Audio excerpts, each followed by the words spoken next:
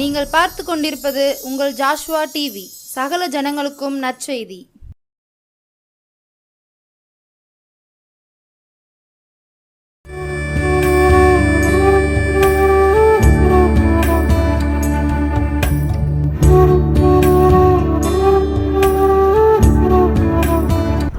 இயேசு கிறிஸ்துவின் நாமத்தினாலே ஜோஷுவா டிவி நேயர்கள் யாவரையும் வாழ்த்துகிறேன். நம் மனதிரும்புதலின் நேரம் நிகழ்ச்சியில் உங்களை வரவேற்பதிலே மகிழ்ச்சி அடைகிறேன். கர்த்தர் உங்கள் யாவரையும் ஆசீர்வதிப்பாராக. இந்த நாளில் கூட நம்ம தியானிக்க போகிற கர்த்தருடைய வார்த்தை யோபு 9வது அதிகாரம் அதனுடைய 10வது வசனம். யோபு 9வது அதிகாரம் 10வது வசனம் எல்லாருக்கும் நல்ல தெரிந்த வசனம்தான். ஆராய்ந்து முடியாத பெரிய காரியங்களையும் எண்ணி முடியாத அதிசயங்களையும் அவர் செய்கிறார். இந்த நாளில் கூட நம்ம இந்த வார்த்தையை குறித்து தான் நம்ம என்ன செய்ய போகிறோம், தியானிக்க போகிறோம். இது ஒரு அருமையான ஒரு நல்ல ஒரு வாக்குத்தத்த வசனம். ஆராய்ந்து முடியாத பெரிய காரியங்களையும் எண்ணி முடியாத அதிசயங்களையும் அவர் செய்கிறார். இதில் கர்த்தராகிய தேவன் ஆராய்ந்து முடியாத பெரிய காரியங்களையும் எண்ணி முடியாத அதிசயங்களையும் செய்கிறவராக என்ன செய்கிறார், இருக்கிறார் என்று இந்த இடத்துல போடப்பட்டிருக்கு. அது உண்மைதான். நீங்கள் யோசித்து பார்த்தீங்கன்னா நம்ம வாழ்க்கையில் நம்மளால் நினச்சி கூட பார்க்காத நிறைய அதிசயங்கள் அற்புதங்களையும் ஆண்டவர் செஞ்சுருப்பார். நம்ம வாழ்க்கையில் கண்டிப்பாக செய்திருப்பார். நீங்கள் ஒவ்வொருத்தர்கிட்ட நம்ம நிறைய நேரங்களில் சோர்வில் இருக்கலாம். ஆனால் நீங்கள் யோசித்து பாருங்கள், நீங்கள் ஆண்டவரை அறிந்ததுக்கப்புறம் எத்தனையோ நன்மைகள் நீங்கள் இப்படிலாம் நம்ம வாழ்க்கையில் நடக்குமான்னு நினச்சிருப்பீங்க. ஆனால் ஆண்டவர் உங்கள் வாழ்க்கையில் அப்படிப்பட்ட பெரிய காரியங்களை அதிசயங்களை உங்கள் வாழ்க்கையில் என்ன செஞ்சுருப்பார்.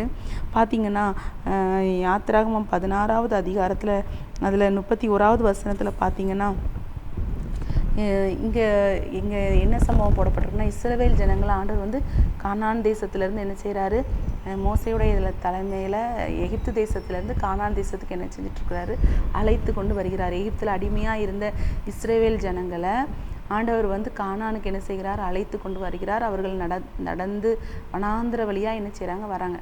இப்போ நம்ம எல்லோரும் ஒரு வீட்டில் இருக்கிறோம். நம்ம சாப்பாடுக்கு தேவைன்னா கடையில் போய் வாங்கிட்டு வரோம், சமைக்கிறோம், சாப்பிட்றோம். அவங்க பிரயாணத்திலே இருக்கும்போது இந்த காலங்களில் மாதிரி எங்கேனாலும் ஹோட்டல்ஸோ கஃபே அந்த மாதிரி வசதிகள் எதுவுமே கிடையாது. அவங்க நிறைய ஜனக்கூட்டங்கள், லட்சக்கணக்கான ஜனங்கள் என்ன செய்கிறாங்க, மோசையோடு என்ன செய்கிறாங்க, இஸ்ரேல் ஜனங்கள் நடந்து வராங்க. அப்போ நடந்து வரும்போது அத்தனை ஜனங்களுக்கும் சாப்பாடு கொடுக்கணும். அப்போ அவங்க ஒரு இடத்துல தங்கி அதை விவசாயம் செய்து விளைய வச்சு சாப்பிடனாலும் முடியாது. போகிற ஒவ்வொரு இடத்துலையும் அவங்களுக்கு ஏற்ற அந்த தானியங்களை வாங்கி அதை சமைத்து சாப்பிடனாலும் அது ஒரு அப்பாற்பட்ட காரியம். ஆனால் இது எதுவுமே அவங்க மோசேயும் ஆண்டவர் இந்த நாள் நீ நடத்தி கொண்டு வாங்கும்போது ஆண்டருடைய வார்த்தையை கேட்டு கீழ்ப்படிந்து பார்வோன் இடத்துல பேசுகிறான். பார்வோன் கொஞ்ச நாள் அவனுடைய இருதயம் கடினப்பட்டு அப்புறம் ஆண்டவர் அவங்கள செங்கடலை பிறந்து அழகாக இஸ்ரேல் ஜனங்கள் அழைத்து கொண்டு வராங்க. மோசையுடைய வார்த்தைக்கு செவி கொடுத்து இஸ்ரேல் ஜனங்கள் மோசையோடு என்ன செய்கிறாங்க, போகிறாங்க. ஆனால் பாருங்கள், ஆனால் ஆண்டவர் தம்மை நம்பின பிள்ளைகளை ஒரு நாள் என்ன செய்ய மாட்டார், கைவிடாத மாட்டார். இதை யார் அவங்க ஒருவேளை கிளம்புறதுக்கு முன்னாடிலாம் நினச்சிருப்பாங்களான்னு தெரியல. நம்ம போகும்போது ஒவ்வொரு நாளும் சாப்பாடுக்கு நம்ம என்ன செய்வோம் அப்படிங்கிறதுலாம். ஆனால் பாருங்கள், ஆண்டவர் பாருங்கள் இந்த இடத்துல யாத்திராகமம் 16வது அதிகாரம் 31வது வசனத்தில் நீங்கள் வாசித்தீங்கன்னா, இஸ்ரவேல் வம்சத்தார் அதற்கு மன்னா என்று பெயரிட்டார்கள். அது கொத்துமல்லி அளவாயும் வெண்மை நிறமாயும் இருந்தது. அதன் ருசி தேநீரிட்ட பணிகாரத்துக்கு ஒப்பாக இருந்தது. இதை நீங்கள் இந்த சம்பவத்தை நீங்கள் வாசித்து பார்த்தீங்கன்னா, டெய்லி அதிகாலையில் அந்த மன்னா என்ன செஞ்சிச்சு, வானத்திலேருந்து பொழிந்தது. இந்த மன்னாவை பார்த்தீங்கன்னா அவங்க எடுத்துகிட்டு போய் அதை அவங்களுக்கு ஏற்ற விதத்தில் என்ன செஞ்சாங்களாம், சமைச்சு சாப்பிட்டாங்களாம். இந்த மன்னா எத்தனை நாள் பெய்தது அப்படின்னு நீங்கள் பார்த்தீங்கன்னா, யாத்திராகமம் 16வது அதிகாரம் 35வது வசனத்தில் பார்த்தீங்கன்னா, இஸ்ரவேல் புத்திரர் குடியிருப்பான தேசத்துக்கு வரும் மட்டும் 40 வருஷமெல்லாம் மன்னாவை என்ன செஞ்சாங்களாம், புசித்தார்களாம். அவர்கள் கானான் தேசத்தின் எல்லையில் சேரும் வரைக்கும் மன்னாவை புசித்தார்கள். 40 வருஷம் ஆண்டவர் அந்த ஜனங்களை அவங்க விதைக்கவும் இல்லை, அறுக்கவும் இல்லை, எதுவுமே செய்யலை. ஆண்டவர் 40 வருஷம் அவங்களுக்கு சாப்பிட்றதுக்கு 3 வேளையும் அந்த அவங்களுடைய சரீரத்துக்கு தேவையான அந்த பலனை கொடுப்பதற்கு அவங்கள அந்த மன்னாவை ஆண்டவர் என்ன செஞ்சாராம், வருஷிக்க பண்ணினாராம். அப்போ எவ்வளோ ஒரு பெரிய ஆராய்ந்து முடியாத காரியம். உண்மையிலே நீங்கள் இதை யோசித்து பார்த்தீங்கன்னா, அத்தனை ஜனங்களுக்கும் ஆண்டவர் என்ன செஞ்சுருக்கிறாரு, போஷித்திருக்கிறார். அந்த பலனினால், அந்த சாப்பாட்டை சாப்பிட்ட அந்த பலத்தினால ஜனங்கள் என்ன செஞ்சாங்க, 40 வருடம் ஆண்டவருக்கு அந்த மோசேக்கு பின்பதாக நடந்து வந்தாங்க. அப்புறம் யோசுவாவுடைய தலைமையில் வந்தாங்க. அவங்க என்றைக்கு அந்த குடியிருப்பான தேசம் அதான் கானானை சேர்ந்தார்களோ அது வரைக்கும் அந்த மன்னாவை தான் அவங்க என்ன செஞ்சாங்க, புசித்தார்கள். அப்படிப்பட்ட ஒரு பெரிய காரியத்தை ஆண்டவர் அந்த நாட்களில் இஸ்ரேல் ஜனங்களுக்கு நிறைய ஆராய்ந்து முடியாத காரியங்களை செஞ்சிருப்பார். யோர்தானை என்ன செஞ்சிருப்பார், 2 பிளந்து கூட்டிகிட்டு வந்திருப்பார். செங்கடலை 2 பிளந்து வச்சிருப்பார். தண்ணி இல்லாத இடத்துல கண்மலை நோக்கி அடிக்க சொல்லியிருப்பார், கண்மலை நோக்கி பேச சொல்லியிருப்பார். அப்புறம் காடையை கொண்டு வந்திருப்பார்.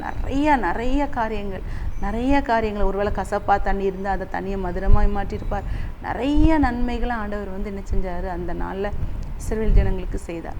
அதே தேவனாக தான் நம்ம என்ன செஞ்சுட்ருக்கோம், ஆராதித்து கொண்டிருக்கிறோம். அநேக வேலைகளில் நம்ம அடுத்த மாதத்திற்கான காரியங்கள், நாளைக்கு நம்மளுடைய எதிர்காலம் எப்படி இருக்கும், நம்மளுடைய பிள்ளையின் காரியங்கள் எப்படி இருக்கும்ன்ட்டு நம்மளாவே நிறைய காரியங்கள் நம்ம என்ன செய்கிறோம், யோசித்து நம்ம கலங்கி கொண்டிருக்கிறோம். நம்ம இந்த இப்படி வேதத்தை வாசிக்கும்போது, இப்படிப்பட்ட சம்பவங்களை நம்ம வாசிக்கும்போது ஆண்டவர் மேலே இன்னும் பக்தி வைராக்கியமாய் விசுவாசமாய் ஆண்டவர் இஸ்ரவேல் ஜனங்களுக்கு செய்த தேவன் எனக்கும் ஆண்டவர் நீ ஆசீர்வதிப்பார். ஒருவேளை என் வாழ்க்கையில் நான் இப்படி ஒரு கஷ்டத்தில் இருக்கேன், எனக்கு பணம் இல்லை, ஆனால் எனக்கு என்னையும் போஷிப்பார். நம்ம ஆண்டவர்கிட்ட ஜெபிக்கும்போது ஆண்டவர் நம்மளை போஷிக்கிற தேவனாக இருக்கிறார்.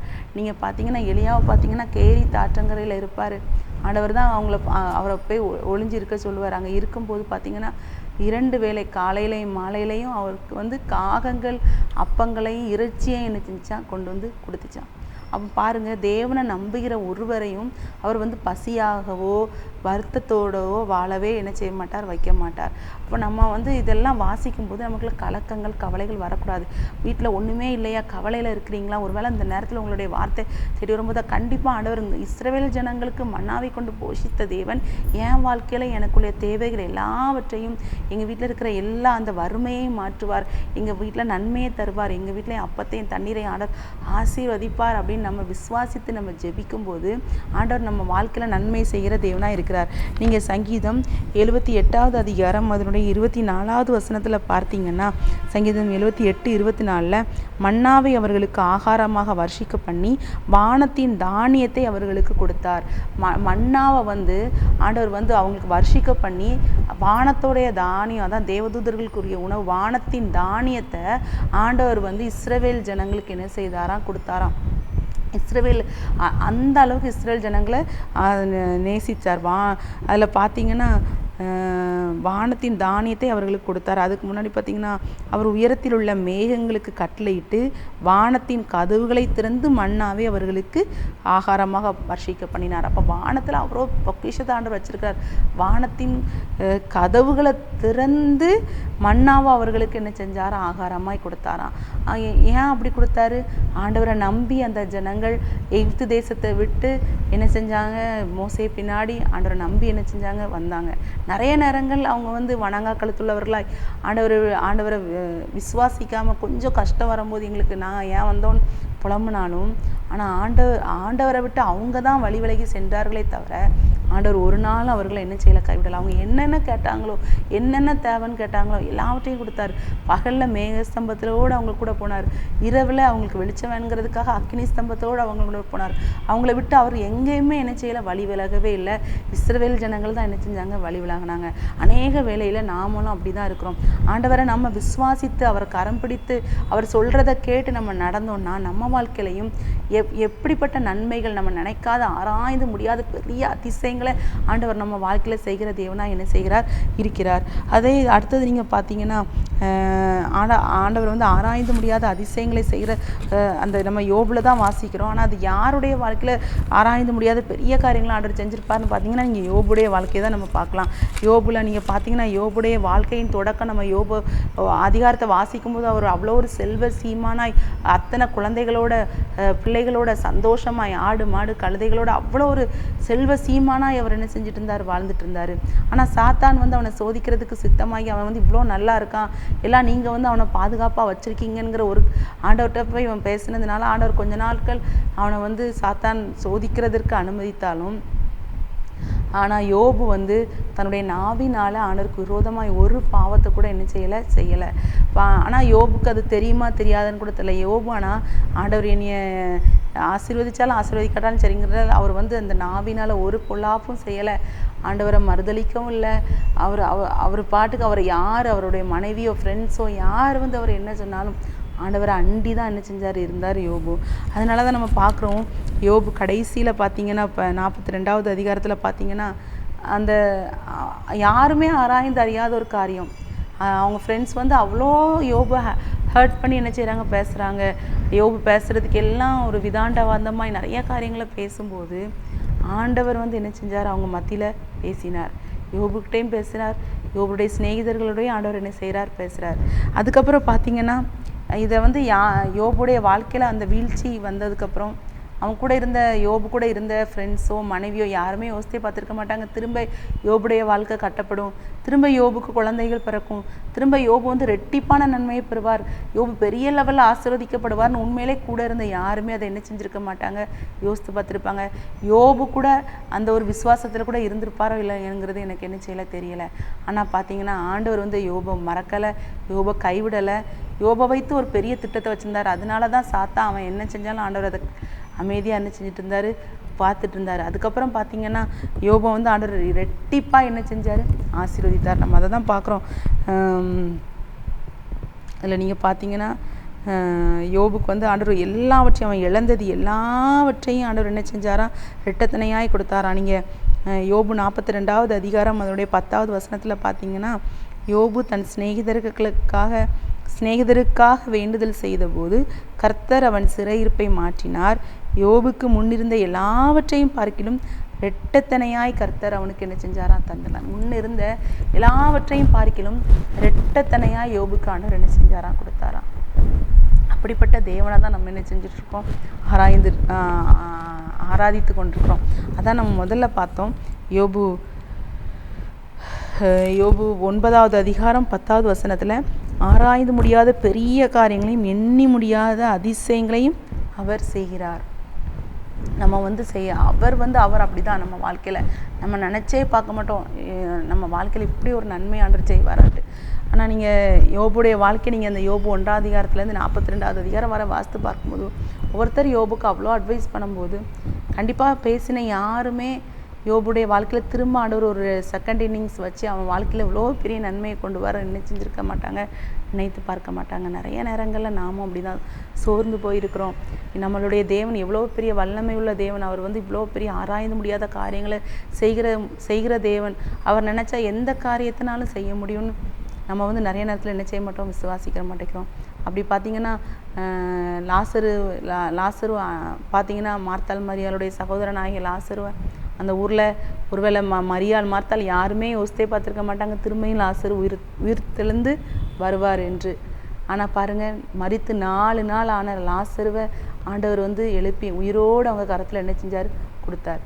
அப்படிப்பட்ட அந்த ஆராய்ந்து முடியாத பெரிய காரியங்களை செய்கிற தேவனை தான் நம்ம என்ன செஞ்சிட்ருக்கோம், ஆராய்த்து கொண்டிருக்கிறோம். அவரை தான் நம்ம வழிபட்டு கொண்டிருக்கோம்.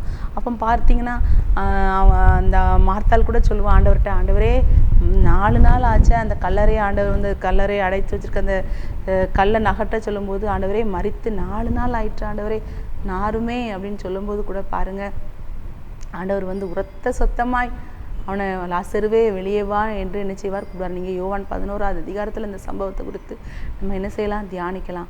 ஆண்டவருடைய சத்தம் அந்த மரித்த லாசருடைய காதில் ஒலிக்கும் போது அவன் வந்து எழுந்திருச்சு என்ன செஞ்சால் வந்தான். அவன் அந்த மரித்ததுக்கப்புறம் அவங்க அந்த ப்ராசஸ் படி கெட்டுற அந்த சீலையோட கட்டப்பட்ட கட்டுகளோடு தான் அவன் எழுந்திரிச்சு என்ன செஞ்சு நடந்து வரான். ஆண்டவருடைய சத்தம் அவ்வளோ பெரிய வல்லமை உள்ளது. மகா சத்தமாய் உரத்த சத்தமாய் ஆண்டவர் என்ன செஞ்சிருப்பார், லாசருவை கூப்பிட்டுருப்பார். ஆண்டவருடைய சத்தம் அவன் காதுகளுக்குள்ளே போகும்போது அவன் மரித்திருந்த நிலைமையில் அவன் எழுந்திரிச்சு என்ன செய்கிறான், வர்றான். நான் மரித்து 4 நாட்களுக்கு அப்புறம் அவங்க எல்லா ஜனங்களுக்கு முன்பாக அவன் ஜீவனோடு வந்து என்ன செய்கிறான், நிற்கிறான். அது வந்து யாருமே நினச்சி பார்த்துருக்க மாட்டாங்க. அப்படிப்பட்ட காரியங்கள் தான். அதான் பாருங்கள், ஆராய்ந்து முடியாத பெரிய காரியங்களையும் எண்ணி முடியாத அதிசயங்கள், அவர் செய்கிற அதிசயங்களை நம்மளால் என்ன செய்ய முடியாது, எண்ணி பார்க்கவே முடியாது. அப்படி தான் நீங்கள் நாயின்னு ஒரு விதவையை நீங்கள் பார்த்தீங்கன்னா அவள் அழுது கொண்டே நடந்து வரா. ஆண்டவர் அந்த ஊருக்குள்ளே போகும்போது பாடையில் அவனுடைய மகனை தூக்கிக்கிட்டு போகிறாங்க. பின்னாடி அவள் அழுதுட்டு வர்றதை ஆண்டவர் பார்க்கும்போது அவரால் தாங்க முடியாது. அவள் அழுகிறத பார்த்து தான் ஆண்டவர் போய் பாடையை தொட்டு அந்த மகனை என்ன செய்வார், உயிரோடு ஜீவனோடு எழுப்பி கொடுப்பார். அவள் அப்போ அந்த நேரத்தில் அவங்க யாராட்டையும் யோசிச்சு பார்ப்பாங்களா, மரித்த இவன் எழுந்திரிச்சு வருவான்ட்டு யாருமே என்ன செஞ்சுருக்க மாட்டாங்க, திங்க் பண்ணியிருக்கவே மாட்டாங்க. அப்படிப்பட்ட ஆராய்ந்து முடியாத பெரிய காரியங்களை செய்கிற தேவனை தான் நம்ம என்ன செஞ்சிட்ருக்கோம், ஆராதித்து கொண்டிருக்கிறோம். அவரை தான் நம்ம தேடுறோம். இந்த வசனங்கள் நம்ம கையில் இருக்குது. இதை ஒவ்வொரு நாளும் சொல்லி ஆண்டவரே ஆராய்ந்து முடியாத பெரிய காரியங்களை இன்னும் வேதாகமத்தில் நிறைய பேருக்கு செஞ்சுருக்காங்க.